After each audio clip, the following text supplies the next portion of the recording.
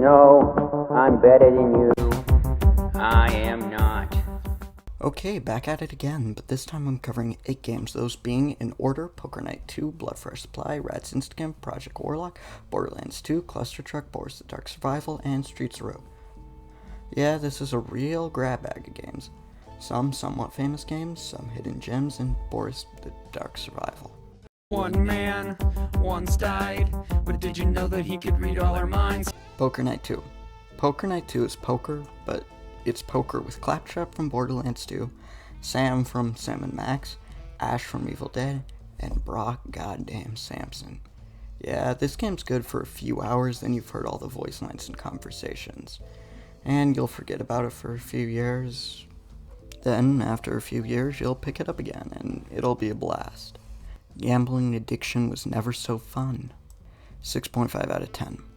He was the U.S. Adam with Jack the wife. He was a hyper-charismatic telepathical knight. Bloodfresh Supply. This game is aged like Paul Rudd.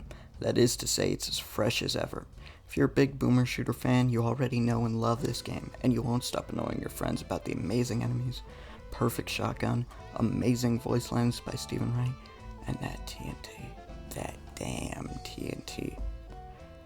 Oh my god. This game's really good, really underrated, highly recommend it. Certified Crip Classic. 9.5 out of 10, easy.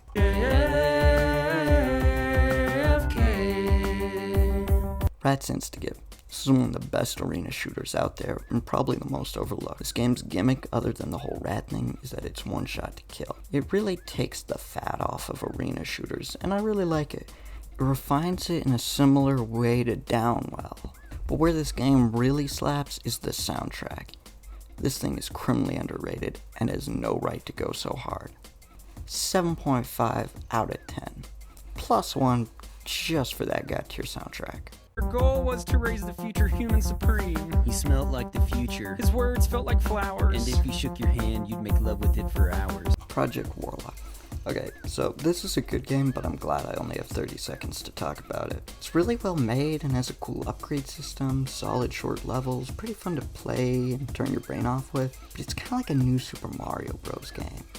You know, even down to its world. Your desert, your other ones, your lava world, all of it. It kind of blends together, but you know, sometimes you just want to play a game where you can turn your brain off. 6.5 out of 10. Good game. A list? Let's. Soldier. Check. Flight. True. Commie? No. Okay. Borderlands 2. This is the first big game I've covered so far. And I really like Borderlands 2. Its progression is solid. Its art style makes it ageless. I can't say the same for the writing, though, with the exception of Handsome Jack. This game's random guns are still crazy. Its gameplay is amazing. This game is my comfort food of games. I love it so much. 8.5 out of 10. Really good. Maya's the best. Rich. Quite. And was he the true cousin of Sir Jesus Christ? You fucking know he was, man. Clustertruck. Clustertruck is a type of game I think kind of died out. You know, the really fresh, fun single-player game that would take you an afternoon to finish, and all of it would be really fresh and new. You know, like the Dreamcast kind of games. You know, the old ones that just aren't profitable to make anymore. Great game. Honestly, it was so much fun to 100% this thing. 7 out of 10. Easy, like, and you'll just feel like a god after a no abilities run. Oh, made love, read minds, went inside of more than half of mankind. Streets of Rouge, the obligatory roguelite of the episode. This time it's Streets of Rouge. This game's pretty fun to mess around with, especially with the monkey class. It's much more freeform than other lights. It's more like Deus Ex than Binding of Isaac. Fun with friends, fun without, better time with monkey. 6.5 out of 10, mainly because of monkey. You'll get bored of it probably, but you'll keep coming back to it, so I'd say it's worth it over time. But wait! There's more!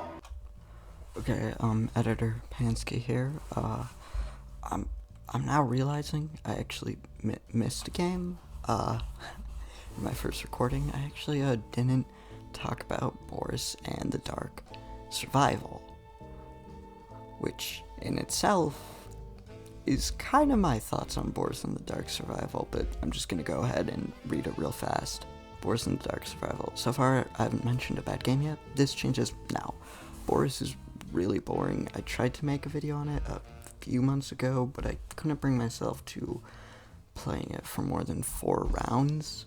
I wrote a script and edited it and did voiceover and all of that, but I just couldn't bring myself to publishing it. 3 out of 10. 2 of those points because of Boris's amazing dance.